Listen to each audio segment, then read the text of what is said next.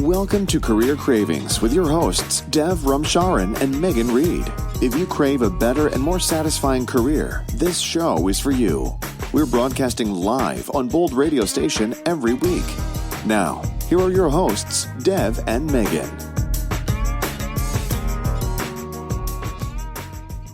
Well, good evening, everyone, and welcome to Career Cravings. This is your host, Megan Reed, and my co-host, Dev Ramcharan, is enjoying his Thanksgiving this evening. So it will just be me hosting the show today. So welcome, and thanks for tuning in. I'm actually coming to you live from Montreal, Canada today. I am at my in-laws having Thanksgiving. So it's Thanksgiving in Canada this weekend. The weather's a little gray, but happy to be here and happy to be talking to everyone tonight. So this evening we have an interesting guest, someone who has had quite a number of career changes throughout her life. Her name is Laureen Plaxin. So Laureen, welcome to the show tonight.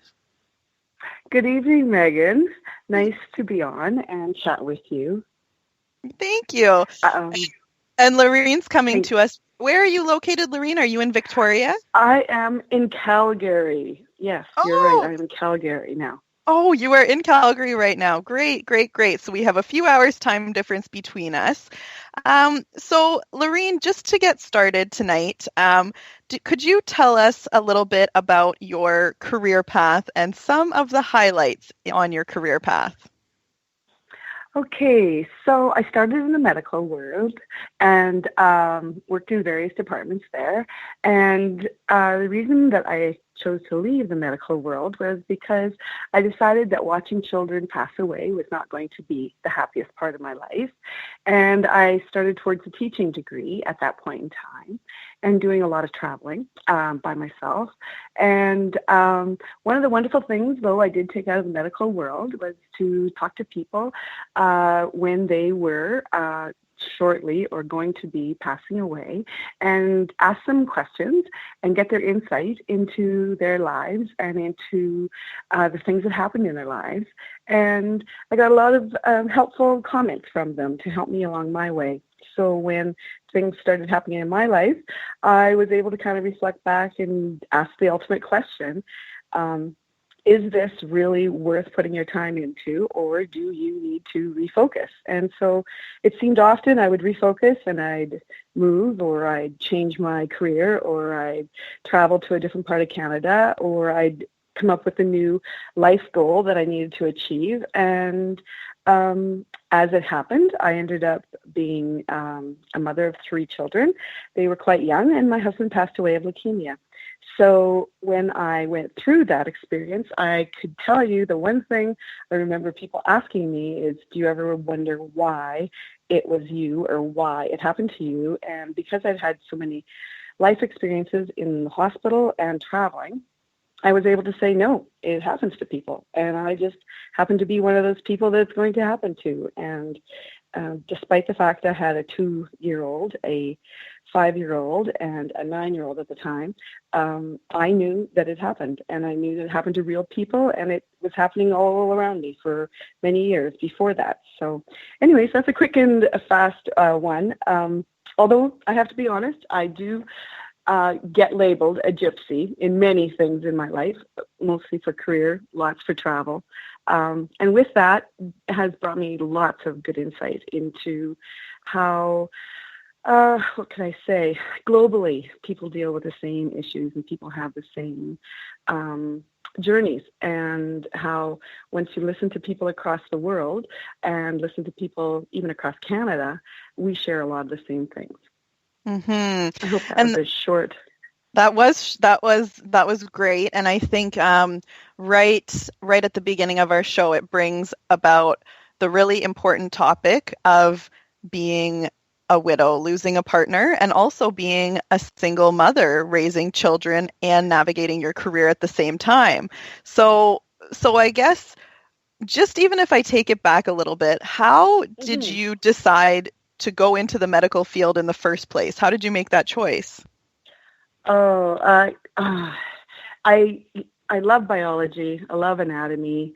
I wanted to work in the hospital world. I am a healer of nature. I am a person who likes to help people with their troubles or situations, and I'm not scared of the blood or the gore about it all. And obviously, have been around people that have passed away and came back to life, and passed away and stayed passed away, and so there was a lot I was gaining at that point in time, and it was actually going to be very valuable for me at that time.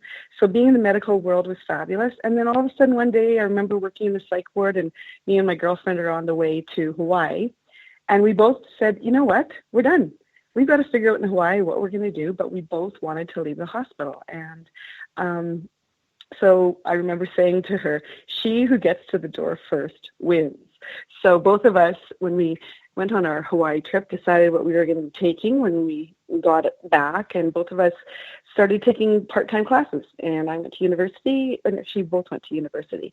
And so it was kind of interesting just to run into somebody that was going to take the same life path as you for a while, and then having the insight when you travel to look back at your life very objectively, and to pull all those family connections, all those personal connections away, and say, who are you and where do you want to be, sort of thing. And so that's how I landed in that world. And how did you make the choice then from being a healer and a caregiver in the healthcare world to making the decision that you wanted to move to education and going and re-educating for that different career? Right. Okay. So first of all, when I left high school, 4 years of university blew my mind. I obviously wasn't ready for that commitment, and I just wanted to get out, and I wanted to do a tech program and work for a while and decide really, was it education I wanted to be in, or was it maybe business I wanted to be in? Or was it, something else that I just needed to be exposed to? And after a little while, I realized, no, it was education I wanted to be in. And I was ready to, put the time, put the money into getting the money, obviously, to go to school, and then to be at school. So lots of part-time jobs, lots of wangling hours. And, for me, I know that once I make a decision as to this is where I want to go, it's, eyes on the prize, make sure you're doing whatever it takes to get there from here, and keep to your mission and your goal. Obviously, I'm very goal-oriented. I know that, and I have been told that. So I can say that once I decided that's where I wanted to go, then it was a matter of what's it going to take to get those 4 years, and what's it going to take to get that degree and that paperwork to go forward. And so at this point in your career, had your husband passed away yet, or your husband was still alive? My husband was, actually, I hadn't been married yet. Oh my gosh, this was all university.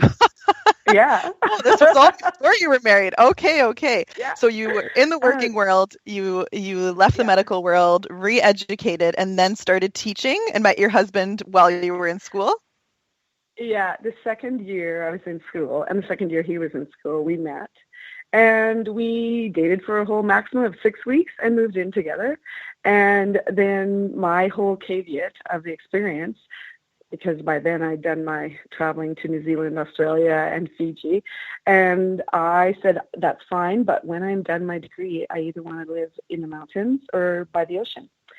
So that I had to lay it down and be honest about that, about myself. And he said, then let's go, mountains or ocean. So we'll aim that way. And out west we came. So we left Saskatchewan and came to Calgary. And that's where we got married in Banff. Okay.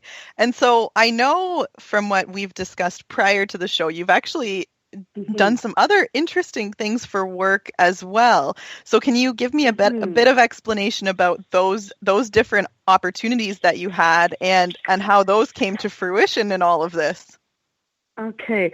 Well, the thing about me coming through education was at that point in time I was working in the computer-based environment of teaching. And at that point in time, coming through, the whole world was being taught about computers, and computers were hitting corporate world, and they were being implemented into that world. But of course, they had no trainers or no teachers for this. So I navigated myself through landing positions where I was supporting either software, hardware, or being a trainer, and different sorts of positions and different sorts of jobs and different sorts of industries, taking care of networks, taking care of training programs. And it was a lot of helping people become less dependent on the paperwork and more dependent on the computer work, or on a computer, period. So it was very interesting, and I got to work with some very marvelous companies. And but as I know in life, the more you aim at something and you get it, the more to take the next step, you have to give something up. And at one point in time, I was working for IBM as a Western trainer, and it was at that point that my husband's job kind of got very exciting, and they offered him what he needed to be offered in order to go east. And within 6 weeks, we were moved to the east and living just out of Burlington, and moving for his job at that point in time. Okay. So 6 weeks is a good time point in your life. 6 weeks until you decided to get married. 6 weeks and you're up and moved across the country. Okay, and so when you moved to the east and moved to Ontario, did you continue with the same type of work, or did you make a change at that point? At that point in time, the decision I had to make one day was, do I want to work in a private school, or do I want to go work for a company which was selling and supporting software within school boards around North America, throughout North America. And I remember at that point in time saying, well, I did say I wanted to travel all of Canada and all of, United States before I sit and worry about the rest of the world again. And with kids, of course, that was going to be my decision. And with that career, I traveled everywhere, about every 2 weeks, and regularly traveled into the States. And there was many times when I remember sitting beside people in airplanes, and they said, how is it that you with 2 children can leave, And I said, well, this was always my words. Well, they've got a dad. There's 2 parents in this relationship. So it's his turn to stay home, and I stay home when he travels. So it should be equal, right? And that kept me going until, of course, our great 9/11. And I was supposed to be traveling the next morning, and I realized that I didn't want to become a statistic or a headline with, mother of 2 dies in an airplane, because of course I'm traveling all over. And it was enough to ground me. And at that point in time, I went into working for long-term care and scheduling and training nurses in a long-term care program, which was, again, back to my health roots and back to that side of the world. And at that point in time, I ended up getting pregnant, because as the doctor said, it's way easier to get pregnant if you're actually in Canada. And so that took me out of career, and that's when I had my 3rd child. And at that point in time, my husband was ready to go. So when I was up breastfeeding in the middle of the night, I sent his resume to a whole bunch of people, and headhunters showed up. And then I said to him, please, can we just wait till he's at least, 3 months old before we move? Or my baby was 3 months old. And we moved when my littlest was 4 months old back to BC. And we lived in Abbotsford, and he worked in Langley and lived in the BC world. And that happened in 6 weeks too. I'm amazed you said that. That is a funny coincidence. So when you moved back to BC, were you still staying in the education and training world, or did you stay at home for a while? I was obviously on maternity leave, and I was getting all my certification for teaching in, to actually be able to teach in BC. So as you jump from province to province, I would certify as a teacher in every province, because it was very advantageous. And anyways, then I realized with 3 kids that, yes, teaching is going to be it. And I think it was, so it was about 9 months in, and I had my paperwork on its way, and my husband was diagnosed one very fast day with leukemia. And the next day I got my papers saying, hey, you can teach in BC. And obviously I wasn't going to be teaching because we were going to be dealing with leukemia. So at that point in time, I had to hold off. And by the time my husband ended up passing away, I was no longer able to teach in BC because so much time had went by, and I ended up having to go back to university again to upgrade for just a semester and one class, which I took online.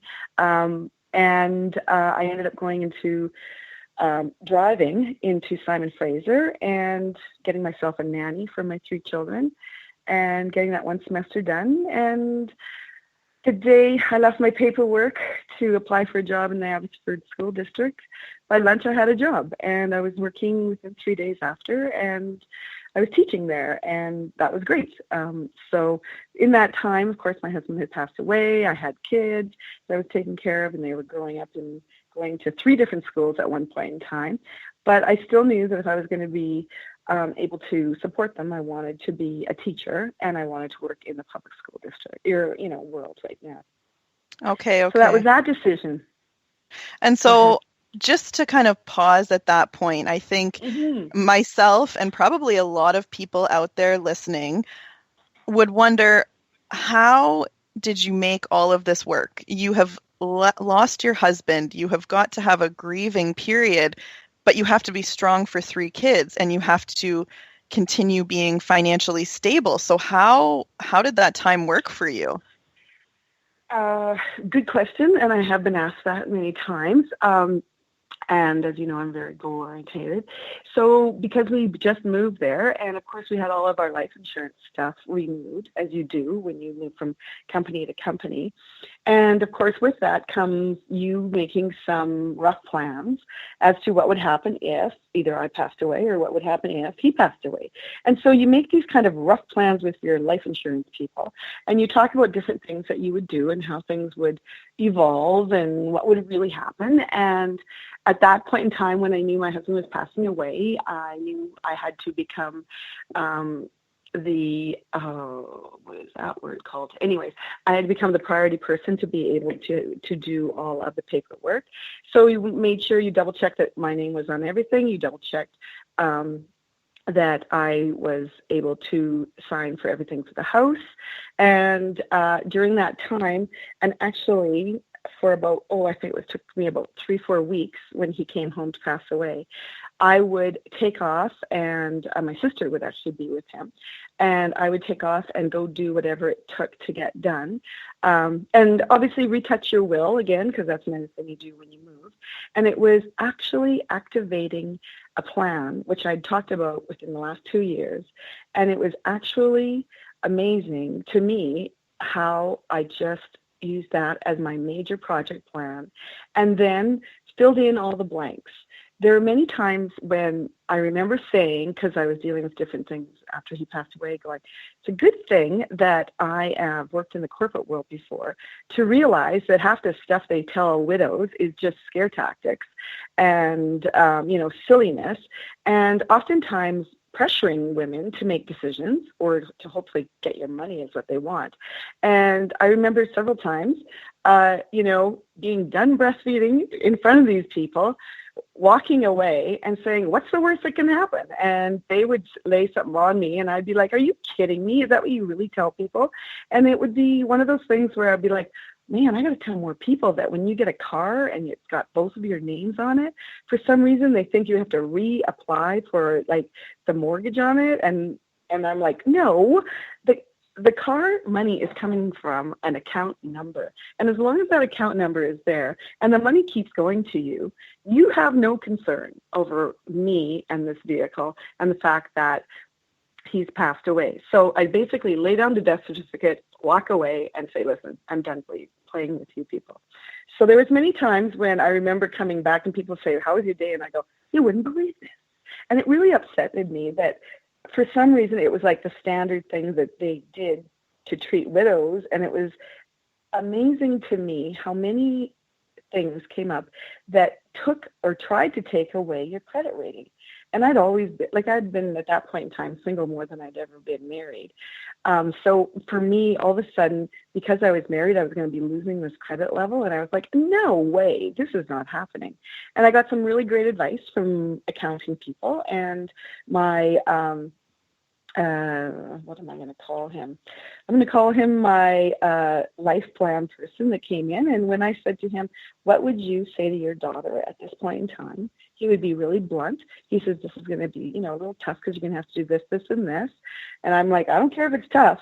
Just tell me the best ways to do it to navigate through this crazy financial thing. So when girls ask me, what do you do or how'd you get there? I go, you know what? I got really smart.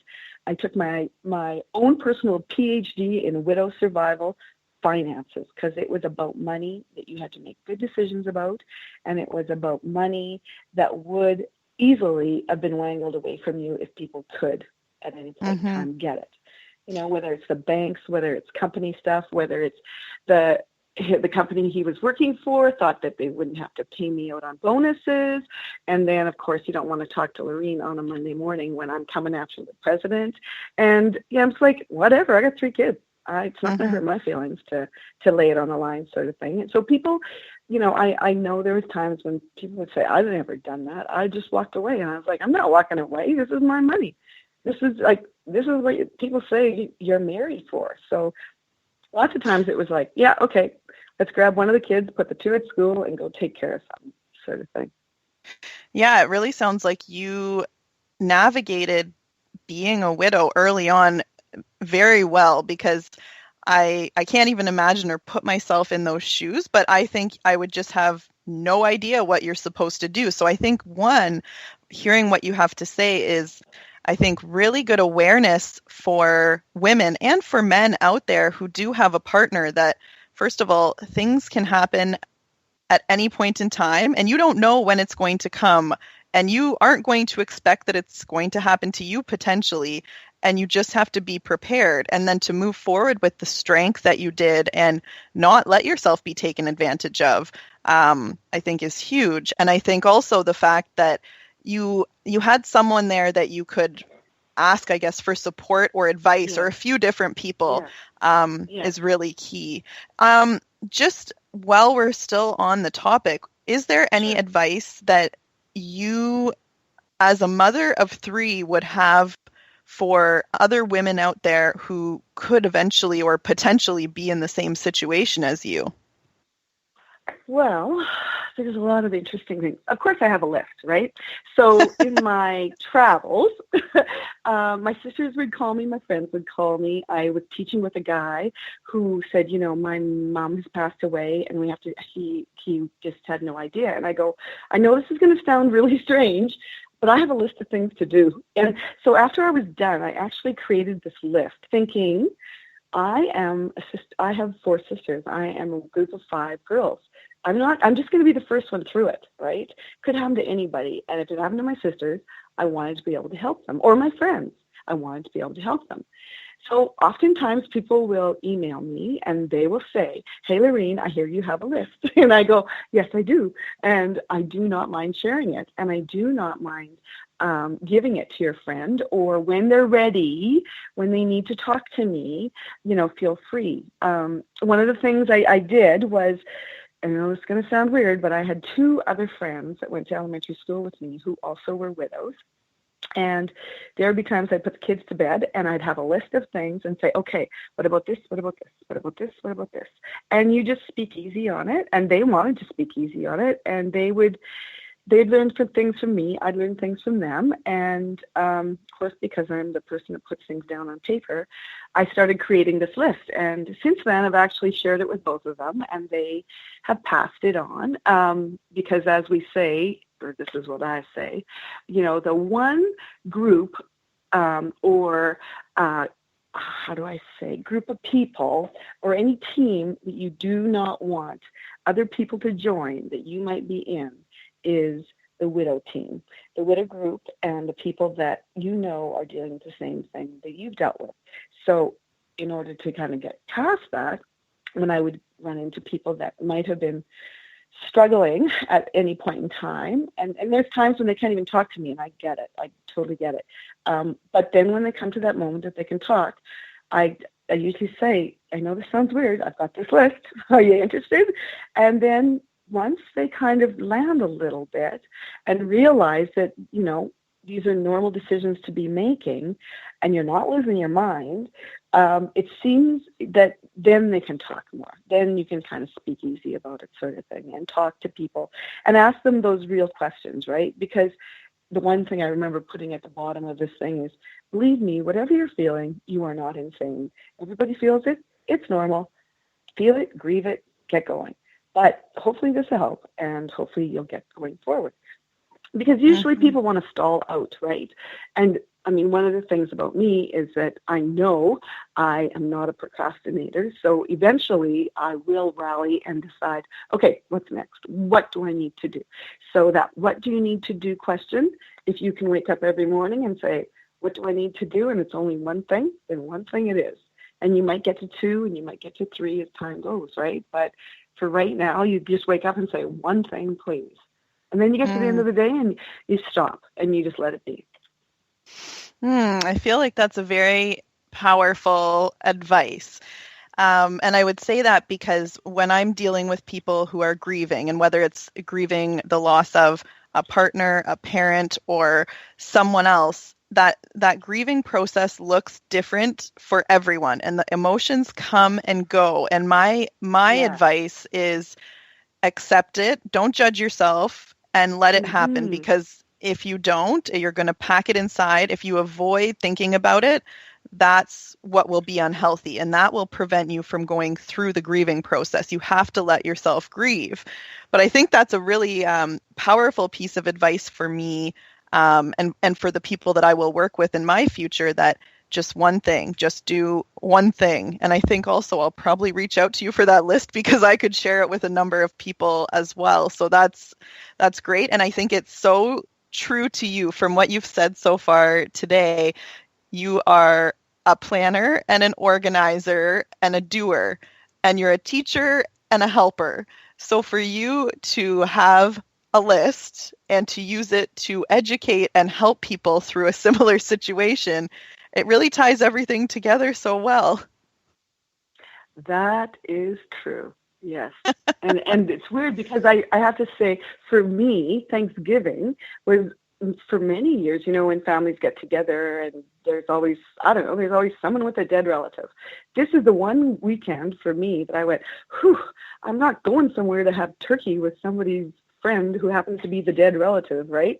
And helping them. Usually I always say, of course I'll help them, but there I go, having a Thanksgiving dinner with somebody and having to get to the point where, let's talk about it, sort of thing, or it's okay to talk about it with me, sort of thing. So, and usually it's because I share. They'll say, how did you do this? Or what did you do about this? And it's like, okay, so this is where I am, sort of thing.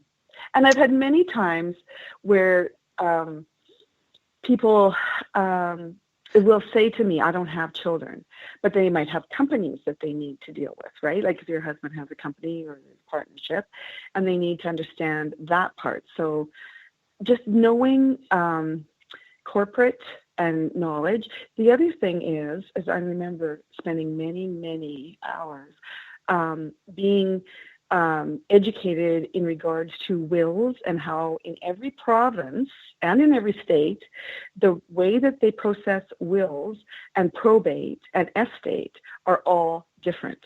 And that is getting online, going to those locations wherever you might be, and actually wherever that person might pass away, and know exactly how they deal with it. Or if they have a house in the States, things like that. I ended up learning a little bit more about that when my father-in-law passed away. And again, knowledge will give you peace of mind. That's how I feel about things. And so the more I learned, the more I was able to make decisions. And sometimes it was to fight the good fight, and sometimes it was to back away. It's not worth it, sort of thing. But every province, similar that every province is different with marital laws and legal things that way, is the same thing that every province is different with death and estate and investments and whose name is on which paper. It is really tight. I did not go into escrow or anything because I made it my personal first goal was to make sure that none of that would happen and get really educated about it. But waiting and not becoming informed is probably going to be something that one day down the road you will pay financially for. That's just my thoughts on it. Okay. So basically, sorry, go ahead, Laureen. Go ahead. And many times I remember saying to people, if you're in Canada, the only thing you have to do for the first 6 weeks is apply for the death benefit, which is $2,500, and it doesn't really mean anything, but you shouldn't walk away from it. And after that, relax. If you haven't got your paperwork done now, there's nothing you can do but get lots of, copies of the death certificate and just heal and just take your time and be easy on yourself. Okay. And so I think with what you've shared about, the different legal aspects or the different formalities that happen in the different provinces, and educating yourself and learning, it really speaks to another example in your life about getting out of the back seat, getting into that driver's seat and taking control. Yeah. And in a situation like this, when you have lost a partner, it's not not something you expected to happen. You took control. You got in the driver's seat and you did what needed to be done. You made a plan. You executed the plan. And I think that one thing a day, do one thing a day, it even speaks to that. And something that I would share with the listeners out there is little steps, just breaking a goal down into little pieces. If you have an overarching goal, it can seem so overwhelming that you just want to avoid it. But if it's one piece at a time, one baby step, that's all you need to do to get moving. And as soon as you take the first one and the next one, it becomes easier and easier. Switching gears on you a little bit, Laureen, with being a widow, how did you deal with that in your career? Was that something you felt comfortable sharing with people, or, would people speak with you about it? Or, it's a bit of a, I don't want to use the word taboo. You would use that word. Okay. So tell me about that. So, I'm teaching, right? And I'm teaching little people. And I remember my middle boy kind of doing the old, well, when are we getting another dad? As if, you would just go out and get one from Walmart, come home, and you'd have a new dad, just like you'd buy a new cake or something else for the house, right? A new chair. You just go get another one. And I remember having those conversations. I remember being in conversations where people said, how are you going to cope bringing up boys?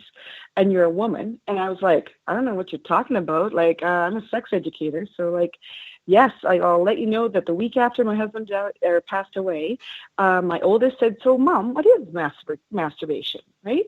And so I told him, and then he walked away, and we were done. And then there was times when I was teaching in different parts of the city, and these boys would go, well, if you're a widow, how come your uncle isn't going to come get you and the boys and take you to wherever he lives? And I went, no one's taking me nowhere.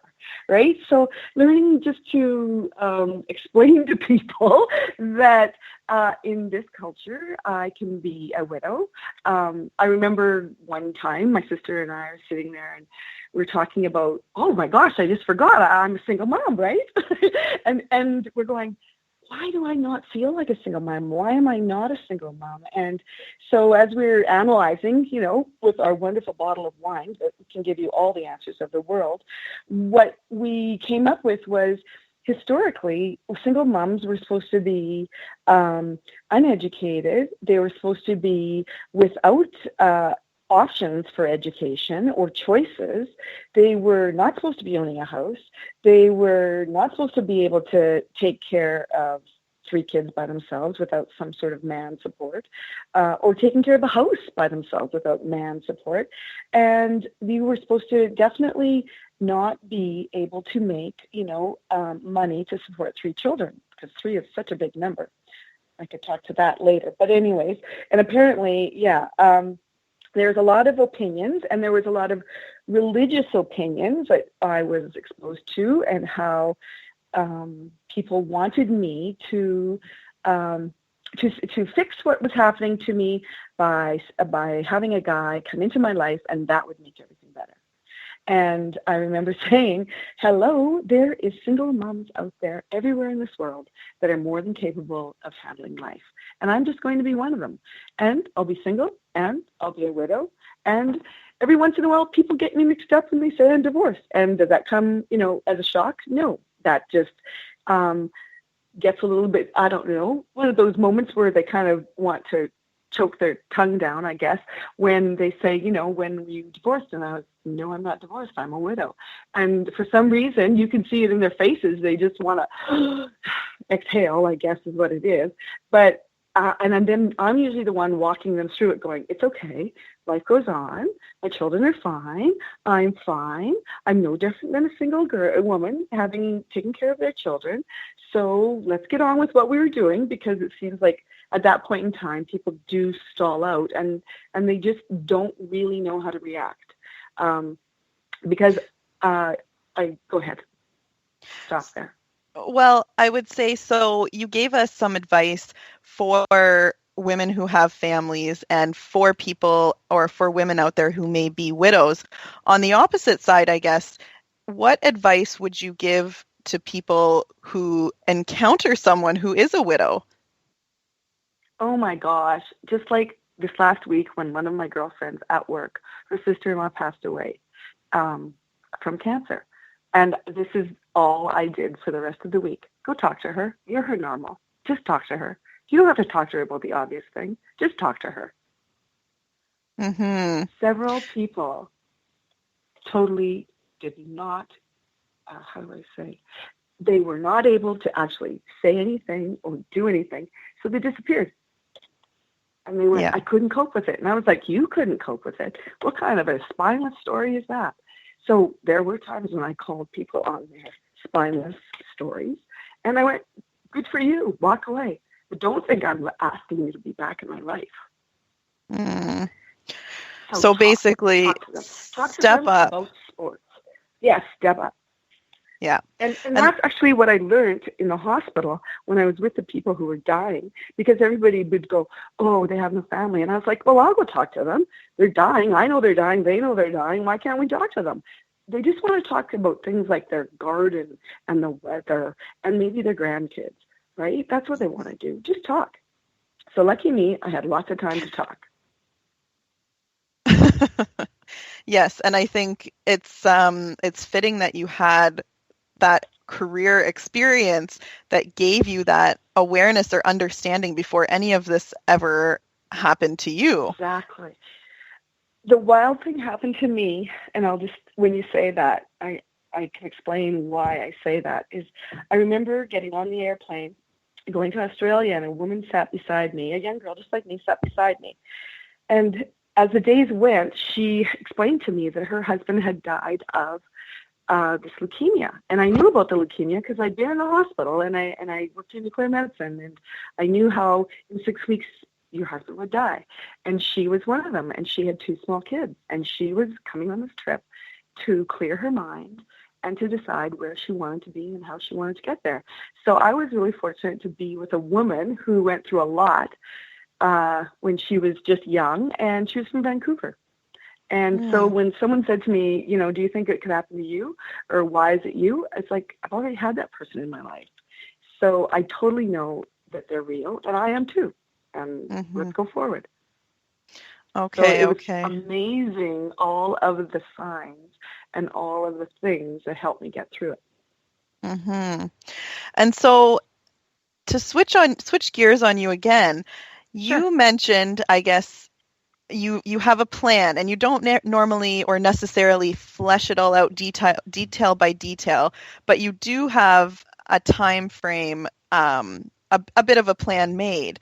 So with everything being at certain points in your life so up in the air, even, when your husband was still alive, 6 weeks and you're across the country, Correct. your husband passing away, I guess, why do you still live with plans for your future? And I don't know exactly, how far out you plan, but maybe you can Sure. you can tell us, how far out do you plan, and why do you still make plans knowing that things can change so quickly?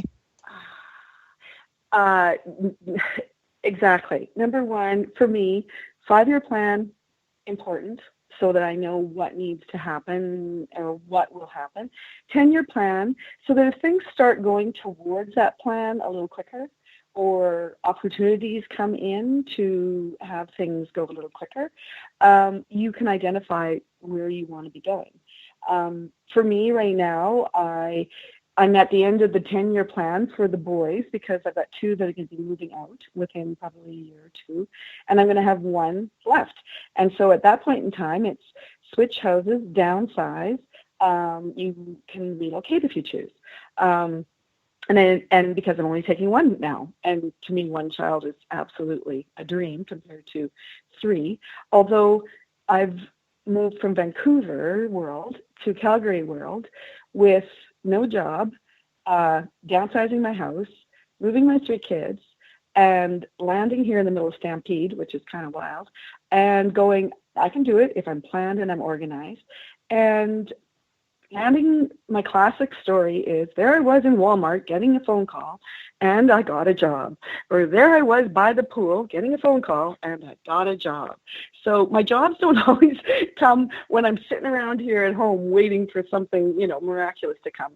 They come when I'm doing my life, when I'm real, when I'm living, as authentically. And you just keep putting all the feelers out there. You just keep doing all the things you're supposed to be doing. And then in 5 years, here I am. Now I get to be the teacher I wanted to do, teach in the public school district for a while.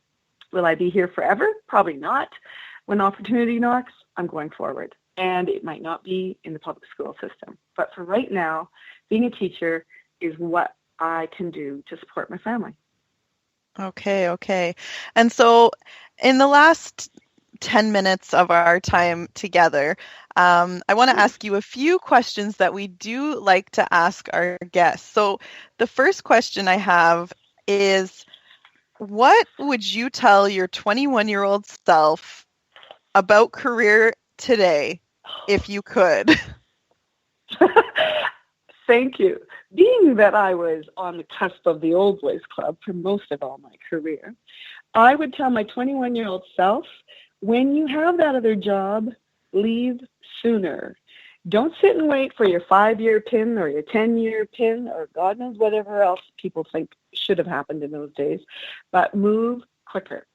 And always keep your eyes open for the next job or the next opportunity. All of my opportunities happened when I said, why not? When I said, why can't you?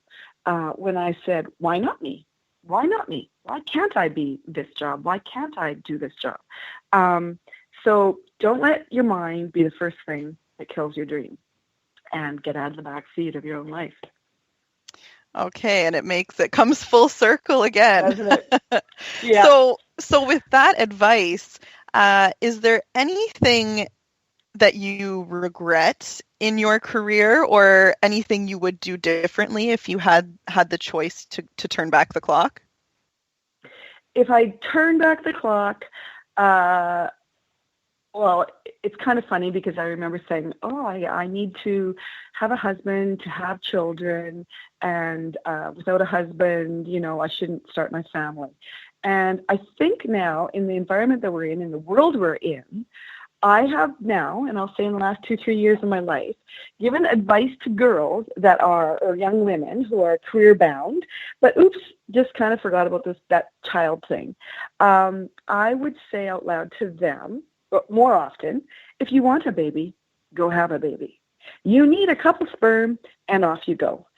Do what you want to do, because half of us out here are single moms anyways. Don't think you're going to be an anomaly. We're everywhere. So if you want a baby, have a baby. And that word came from one of the ladies who was passing away in my early life. And she said, the biggest thing that a woman will regret is if they always wanted a baby and you go to your grave and you don't have that extra baby. Hence, I'm 39 going, what do I want to do when I'm 40? And sure enough, I went, yep, the third kid. That's it. I wanted the third baby. So at that point in time, I use my own words. It only takes some sperm and you're married. So here you go. So in the end of the story, it doesn't matter what side of marriage, widowhood, divorce, single you are. If any woman in this world wants a baby, have yourself a baby. If any guys in this world want babies, have yourself a baby. There's lots of ways in this world that you can achieve children.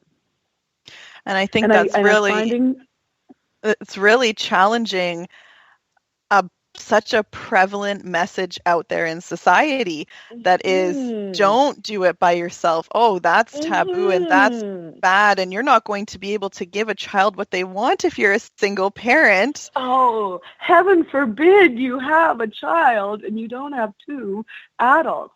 And we're a generation that's proved that that is absolutely not true, period, the end.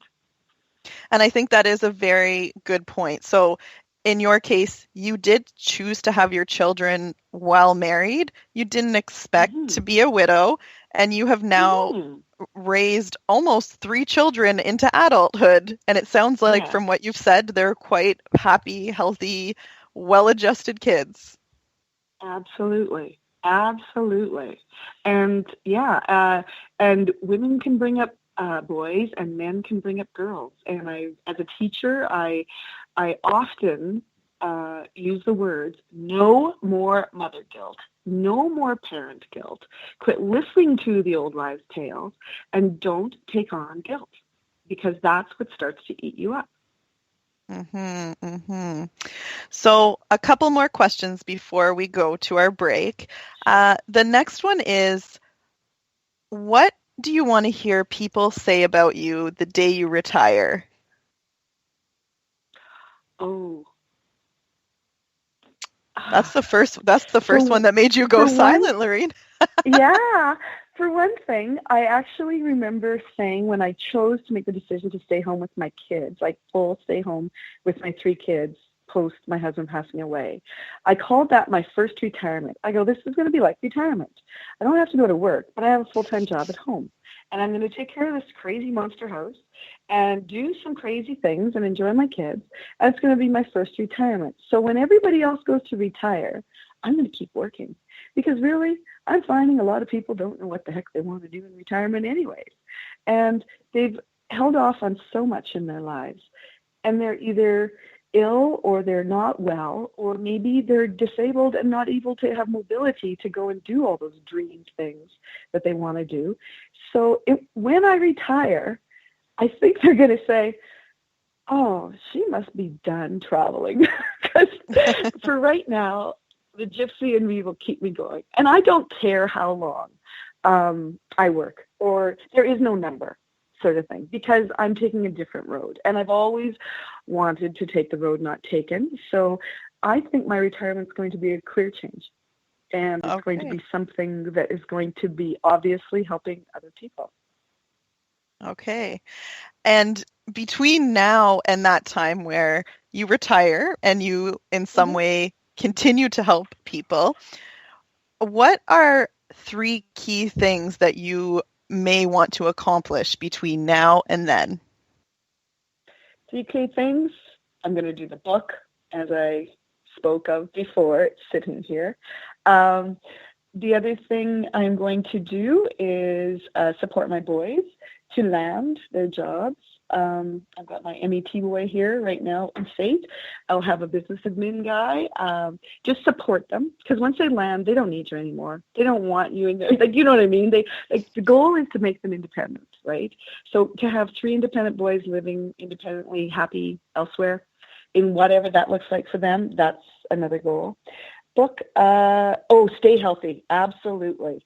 Stay healthy. Stay mobile and stay healthy. Because there is no retirement. when you can't get in and out of the seat of an airplane, and there is no retirement when your health care is so dramatic that you have to stay in your house. That is my opinion. Being a gypsy, those are my thoughts. Okay. And so my last question for you tonight, Laureen, is what are you most grateful for? Oh, my family. Oh, my crazy boys. The hilarious things. Like the simplicity of how they saw things, they supported. That and the ability to turn around and accept the fact that when someone says no, this minute, this time, it's just no this minute, this time, this moment, today. It's not no tomorrow. It's not no in a week down. It's not no after you get some education. It's not no after you learn some more.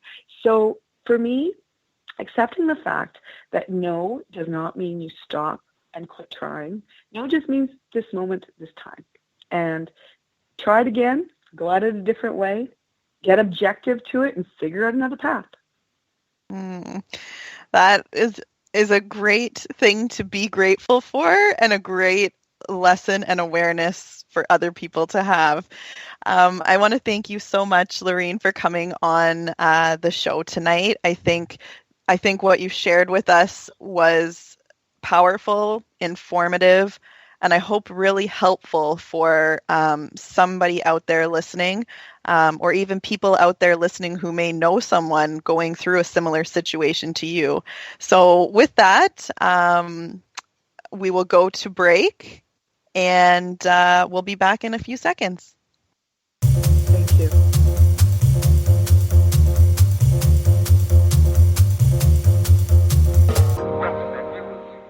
Okay, so we're back from break, and you just heard from Laureen Plaxin, who is currently a grade 1 teacher in Calgary.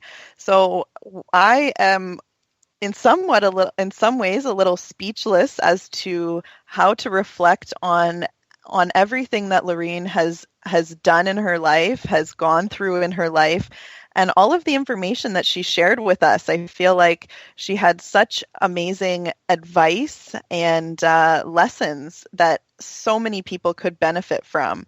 So I think the first thing that I would notice about Laureen is that she has such an attitude of she will make it work, she will make it happen. And that is why this episode is Get Out of the Backseat. This is a key theme in Laureen's life, that she is in the driver's seat and she's navigating and she decides where she wants to go. And even though there were things that were unexpected roadblocks or snowstorms or whatever you want to call it, she made it work. And she's moved across the country. She's worked in the corporate world. She's a lifelong learner. She's been to school and educated a number of different times. She's educated adults. She's educated children. She's worked in hospitals. She's writing a book. So interestingly, she has had a couple different career tracks or career paths. For those of you out there listening, there are a number of different ways you can define someone's career path. One of those ways is a spiral career path. And what that means is that over time, throughout a career, you can move laterally or vertically. And as you go through your career, you build a variety of skills. And she has been able to use her skills in teaching and helping in the healthcare field to do so many things. She's transitioned to a teacher and different types of teaching.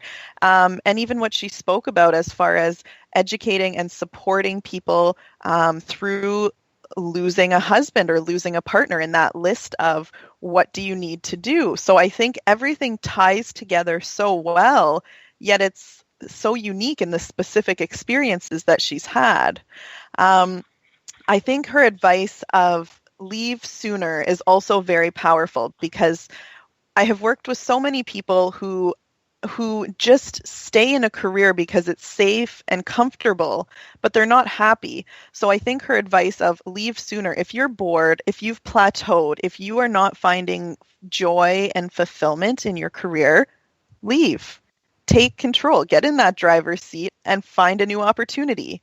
And in doing that, having a plan. That is something else that Laureen spoke about, was having that 5-year and 10-year plan, and not expecting that it will all fall into place exactly as expected, but to have a general direction. So you need that dartboard when you're throwing a dart. You can't just throw at a blank wall. You need to have some objective, and that will keep you on that path.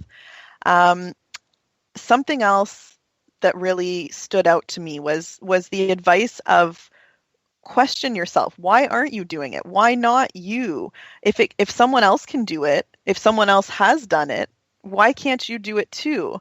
So I think, although this episode tonight, we focused on widowhood and career transition and taking control of your career, I think something else that we need to be aware of is, if someone else can do it, you can do it too. So don't take no for an answer. Figure out a way to make it work and move forward and be happy. And if you're someone out there listening tonight that isn't happy, why aren't you happy? And what are you going to do about it? You are the only one that can impact your life in such significant ways. You need to be the one to make those changes. I think overall tonight, we heard from a really inspiring and powerful woman. And I think it's so exciting to hear that she, after being in the corporate world, working with adults, being, with people at the end of their lives, that she teaches grade 1. And the lessons that she can teach to those children at such a young age in ways that are, of course, age appropriate is so exciting, and so influential. And little minds are sponges. So with all of the varied and vast experiences, life experiences, cultural experiences through her travel, she has so many well-rounded, unique aspects that I wish I had children that could be in her grade 1 class if she did decide to teach for enough more years that my kids could make it there. So with that, we'll end tonight's show. Dev and I will be back next week with another exciting guest. So I just want to say good night to everyone. If you have any questions about tonight's episode, please do let us know. You can do that on the Bold Radio site or on CanadaCareerCounseling.com. And with that, we'll close the show, and happy Thanksgiving, everyone in Canada. The career discussion doesn't stop here. For more information about how to transform your career, visit CanadaCareerCounseling.com. And remember to tune in next Sunday at 6 p.m. Eastern Standard Time on Bold Radio Station for the next episode of Career Cravings.